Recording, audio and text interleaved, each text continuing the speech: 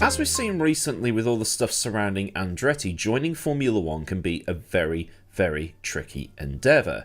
2 years is usually the turnaround period between getting accepted and then actually making it onto the grid. But if you're starting from scratch and having to build all your own facilities and hire your own staff, that makes the process even trickier. It's probably only, 12 months you've got to be able to build and get the car ready and stuff like that. But yeah, it's just a really tricky exercise, and Andretti's really going through the ringer at the minute. I mean, really, you need to get the green light 4 years before you're due to make the grid. Then you've really got the time to get ready because, let's face it, it's expensive. It's why it's better to buy into a team that already exists. The facilities are already there. You've got a car from the previous year to work with as a base, and you can develop that into something else. And there's no worry about finding people to work for you because, well, you've already got the staff that worked for the previous owners. We've seen that with Audi. They'll be taking over Sauber from next year, and that was easier for them than building all new facilities. I mean, Audi could set up their own team in Germany because, well, it's Audi. They're one of the biggest car companies in the world that's part of the Volkswagen Group. Red Bull bought the remains of Minardi to form Toro Rosso. Red Bull also bought the Jaguar team from Ford. Jordan has been handed down a few times to now be the Aston Martin team, although there are a few technicalities surrounding the entry and other bits and pieces as, if you remember, Racing Point had to forfeit all points, so it's not strictly what it was before, and so on and so on and so on. Meanwhile, there have been times where teams have come in with little more than high hopes. The standout teams here are the three minnows from 2010, HRT, Virgin and Lotus, and all three of those teams would be done by the time the 2017 regulations rolled around, enticed in with the promises of budget caps, this, that and the other, and really struggled on their meagre budgets versus the likes of Red Bull, Ferrari, Mercedes, McLaren and so on. To the point where, when Marussia scored points at the 2014 Monaco Grand Prix, they celebrated like they just won the championship. Those three teams built their own facilities, they hired their own staff. HRT went as far as to have someone build the car for them for a bit before trying to build their own, but money was always tight. As such, those three teams are now going to be the yardstick for any new team that enters Formula One. If they enter Formula One at this rate. But when it comes to disastrous first seasons, look no further than when British American Racing first arrived on the grid in 1999. So for me, BAR is the yardstick that Andretti will have to measure themselves with. Why? Here's why. What culture reference? The British American Racing team emerged from the wreckage of the Tyrrell team, the once champion outfit that had a decent amount of success in the late 1960s and early 1970s, winning 2 drivers' titles with Jackie Stewart in 1971 and 1973. You might be thinking, you forgot 1969, but I didn't, because that wasn't Tyrrell. That was Matra. It's the only time a car built outside of Britain has won the World Championship that wasn't made in Italy. Fun facts, I'm full of them. Tyrrell, much like the three teams I mentioned a moment ago, were always hanging on by a shoestring. In fact, in my Downfall of Tyrrell video that forms part of a wider series was actually called Hanging On By a Shoestring. They often seemed to be able to come up with great ideas, but never had the cash to develop them further. They also came up with the 6-wheel acid trip, which has also been a video done on a previous occasion. But by the mid-1990s, it was looking bleak. The team was slipping further and further back, and in 1997 stuck with underpowered Ford V8s, while the factory Ford team in Stewart, which is a video I need to do in the future, had first dibs on more powerful V10s. V10s that left Tyrrell for dead by the time they'd crossed the speed limit line. Tyrrell was using the Ford Cosworth ED4, which is what Minardi was using in 1996. Well, it was an evolution of what Minardi was using in 1996. Sticking with 1996, 40, the other strugglers that year, were using for, well, all intents and purposes, the engine that Schumacher won the title with in 1994. So seeing the writing on the wall, Uncle Ken had swallowed his pride and decided that he had to sell up, and he entered talks with a man called Craig Pollock, who had managed to convince British American Tobacco to put up the equity to purchase the Tyrrell team for £30 million in the December of 1997. As such, Tyrrell became the third of the classic teams to die in the 90s, along with Brabham and Lotus, although Tyrrell went out on its own terms. I mean, you could include Ligier in there as well, because they've been taken over by Alain Prost. But again, Ligier went out on his own terms. And this wasn't going to be BAT's first rodeo in motorsport either. They are a tobacco company, and tobacco was the big check writer in motorsport at this point. Now, BAT had used its 555 branding on Colin McRae's Subaru when it won the 1995 World Rally Championship. And other brands under its ownership include Benson and Hedges, Cool, John Player's Gold Leaf, and BAT had just bought Rothmans as well, which had just won 2 drivers and constructors doubles with Williams. Pollock was also the manager of 1995 Indy 500 and kart champion and also world champion in 1997, Jacques Villeneuve. Villeneuve was still at Williams through 1998 as the team started to decline in its fortunes. Not only had they lost their aerodynamics wizard Adrian Newey to McLaren, Renault had withdrawn from the sport at the end of the year, and Williams was stuck in 1998 with 1997 engines and pretty much a 1997 car, modified to fit the new narrow track regulations for Formula 1. There was also the grooved Goodyear tyres to contend with, and Villeneuve had actually threatened to quit the sport and go back to America if the FIA went ahead with those rule changes. Goodyear actually did leave the sport at the end of 1998 because the whole grooved tyres thing went against their design philosophy, which was to build the best tyres possible for the regulations they were given. They weren't about slowing down, they were about pushing the boundaries of what they could do. So for 1999, everybody had Bridgestone tyres, and Bridgestone had actually won the previous year with McLaren and Mika Hakkinen. And speaking of Newey, Adrian had actually spoken to JV about going to McLaren, so you can only assume that Coulthard might have been on the way out at some point in that season, and I can see why. He only won 1 race all year. But Villeneuve declined to go to McLaren and instead got into talks with his manager. At some point during 1998, JV signed for this new team that was to be coming in for 1999, and this wasn't the only eyebrow-raising thing that happened that year. The story goes is that while BAT owned Tyrrell at this point and it was Tyrrell in name only, Ken was still running the team. He was still the team principal, and he wanted Jos Verstappen to drive the car, who had performed well in 1997, and this was to be alongside Tora Takagi after Mika Salo went to join Arrows. But Pollock and BAT, who wanted a driver with money to come in and to be able to pay the bills through 1998, decided to hire Ricardo Rosset instead. A decision that incensed Ken so much, he quit his own team. Ken probably had the last laugh though, because Rosset failed to qualify the car 5 times that year, but still finished above Olivier Panis in the standings. But in the background, the British-American racing team was working on developing its first car.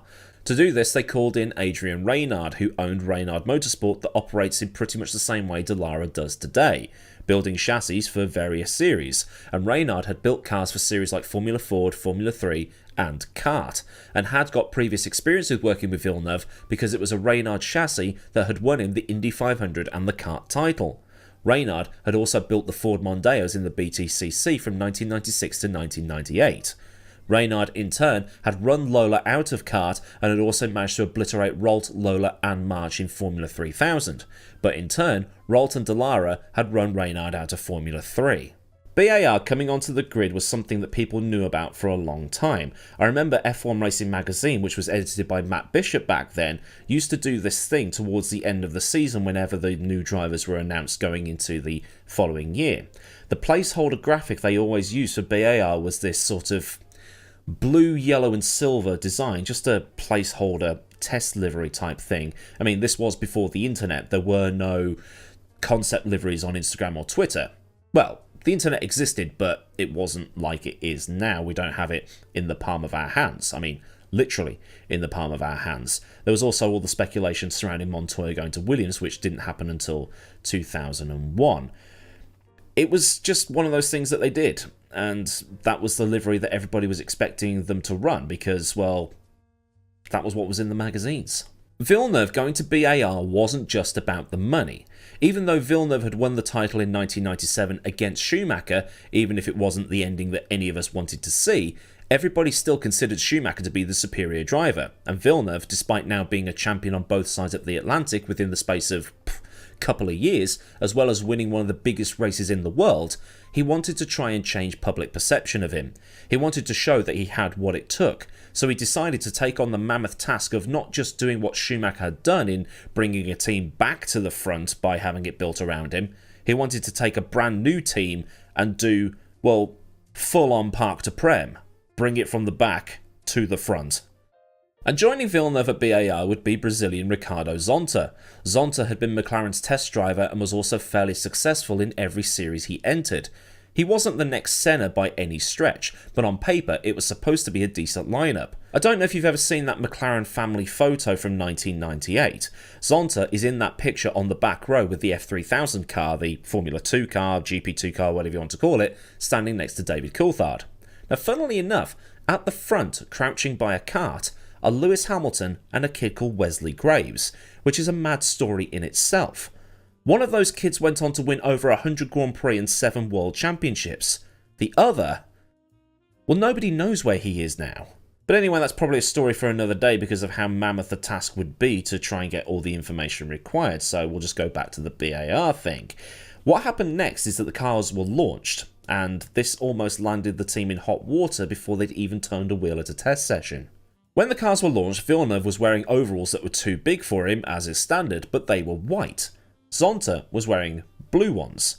2 cars were also present, which is fine, they have to have 2 cars for the race, but most teams only turn up with 1. One car was dressed up in blue and yellow and covered in 555 logos, which sort of went with the placeholder liveries that you saw in all the magazines. That car was supposed to be driven by Zonta. Villeneuve's car was white and splattered with Lucky Strike branding. It was at this moment that Pollock was hauled before the World Motorsport Council. Pollock had gone against a piece of rulebook law that said that both cars entered by a team must be identical. The only differences allowed are minor things to differentiate the 2 cars for television, such as putting a marking on the rear wing assembly, as Ferrari did, changing the colours of the wing mirrors, changing the colours on the roll hoop camera, and also the numbers and flags applied to the car to differentiate the 2 drivers. BAR had full intention of running 2 separate cars in 2 separate liveries, despite the FIA saying that this wasn't allowed. As far as I can tell, the FIA has only ever made one exception to this rule, this being at the 2008 Brazilian Grand Prix, when David Coulthard ran the Wings for Life livery for his final race. BAR then decided to file a complaint with the International Chamber of Commerce as well as the European Commission, and this landed them in even hotter water with the FIA. They said that the team would be facing hefty fines or even a ban if they carried on trying to give the FIA the runaround. Pollock agreed to withdraw the complaints and followed it with that the lawyers had acted independently and that the declarations made in the claim weren't his personal views. So when the FIA stopped chasing BAR for this sort of rule dodge, they went, alright, watch this. This is the livery that BAR came up with. They decided to do one side of the car blue with the 555 branding and then the other half of the car with the Lucky Strike branding, with a zip running up the middle. Part of the nose wasn't covered by the zip, being left silver as not to mess around with any other sponsors that were put on the car. It's definitely one of the most out there liveries ever designed, whether it's a total middle finger or not. It's definitely a Marmite livery. You're either going to love it or hate it. But it made people talk about the team and take notice. And since BAT owned the team and therefore the sponsors that were being displayed, they could design whatever the hell they wanted for the livery. They took even more notice when Pollock said that they were going to win their debut race. Now this is one of these depends on which source you read type of things, because some sources are saying that Pollock said that they would win their first race, and some are saying that Pollock claimed that they would win a race in their first season, so take that with a pinch of salt.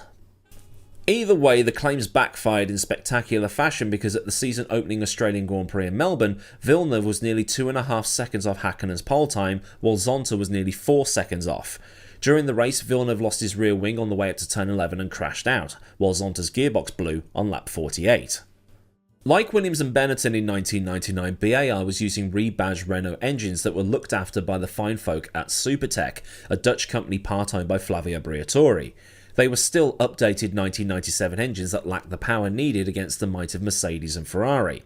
That said though, at that same race in Melbourne, Ralf Schumacher had made the podium and Fisichella in the Benetton had finished 4th. But Melbourne, it's not really a power circuit. Well, I mean they've changed it since, haven't they? BAR had actually built an aerodynamically sound car. It was just fragile as anything, even more fragile than a 60s Lotus, and that's saying something. At the following round in Brazil, things didn't really improve, because Villeneuve qualified 16th but was then stripped of that position because he was using illegal fuel, and Zonta was injured in practice and took no further part in the weekend. The crash footage is on YouTube. It all happens up in the area around turn 5, which even by 1999 standards should have had a tyre wall there. Zonta's car goes off the road and hits the Armco pretty hard, but the Armco doesn't even move and the car just bounces off, with the car absolutely trashed. Either way, Zonta hurt his foot and had to be replaced for the next 3 rounds by Mika Salo. Things improved slightly for the next round as the F1 teams arrived back in Europe. For the San Marino Grand Prix, Villeneuve put his car in 5th, 9/10 off Häkkönen's McLaren, while Salo was 3 seconds off the pace in his first appearance of the year. But the fragility showed itself once again. Villeneuve didn't even get off the line because his gearbox failed, and Salo was classified 7th. His electrics went on lap 59, but he was classified due to completing 90% race distance. And he wasn't the only one either. Badoa, Genet, Herbert and Zanardi all retired around the same time. Today, that would be points, but not back then, because only the top 6 scored in 99. Minardi with points. That would have been a huge deal back then. To put it bluntly, Villeneuve's new team failed to finish in the opening 11 races of the season. Salo would finish 8th in his last appearance for the team, but it's not the only time he would sub in, since he also had to fill in at Ferrari following Schumacher's leg break at Silverstone. Villeneuve would not finish until the Belgian Grand Prix, and even then it was a 15th place. A 15th place at a race weekend where both he and Zonta destroyed their cars. Zonta and Villeneuve were trying to work out who had the biggest stones out of the pair of them, with the bet basically being, I bet I can go through Eau Rouge flat out, which wasn't really the done thing back then. Well, I mean, you could do it, but you had to be really low on fuel and have enough downforce on the car. Long story short, it became a competition of who could have the biggest crash, because Villeneuve and Zonta both wiped out, and both the cars were f***ed to smithereens. Villeneuve declared himself the winner because he rolled it. Due to the sheer unreliability of the car and the cars being trashed, the team was routed to the bottom of the point standings. Villeneuve had been running 3rd in Spain before the car gave out, and at Spa the suspension had broken under braking for Les Combes, which meant that BAR wrecked 3 cars in one weekend. Such was the amount of repairs and trying to iron out reliability, BAR overspent, and overspent in a huge way, to the point where, and you're probably not going to believe this, Minardi, Sauber and Arrows could have been run on the amount that BAR overspent by. Things did improve for the turn of the millennium though. BAR, JV and Zonta now had a proper engine, a Works Honda engine at the expense of Jordan that helped them see the checker flag more than once through the course of the season. The cars came home 4th and 6th at Melbourne and scored 20 points on their way to 5th overall.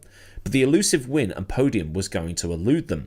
All that bravado of the first season had well and truly bitten them in the arse, and they would have to wait until 2001 to see the podium, when JV got a 3rd in Spain. And it wouldn't be until 2004 before they would see the front of the grid, when Jenson Button put his BAR on pole for that year's San Marino Grand Prix. It wouldn't be until 2006, when BAR wasn't even BAR anymore, that the team would get their first win. And then it wouldn't be until 2009, when the previous owners left, that the World Championship would be secured. So for that first BAR season, they had the money, they had the drivers, they had, well, everything they could possibly need to get onto the grid. They bought out a team that already existed. They bought out Tyrrell. Now, most teams back then were sponsored by a tobacco company. This team was owned by a tobacco company. They basically had a bottomless budget, even more so than the likes of McLaren and Ferrari at the time. So with what they had, that first season should not have been as terrible as it was. So when you look at it all and you start to piece it all together, could it really be the worst debut season considering all of those resources they had? So then, a look at British American Racing's dismal first season in Formula 1. If this has been a fun look through the history books, then do leave a like on the video so I know I've done a good job, and for more stuff like this, get subscribed with the bell on so you never miss out on anything else I do around here. Massive thanks as ever to the fine folk at Patreon for the continued support, and if you want to support me at a more personal level, then a link to Patreon is in the description, along with links to Discord, socials and other bits and pieces that you might want or need to know. Or the super thanks down there if you want to buy me a coffee or memberships, if that's more your thing. So until next time, I've been Millward, have a great day wherever you are, and goodbye.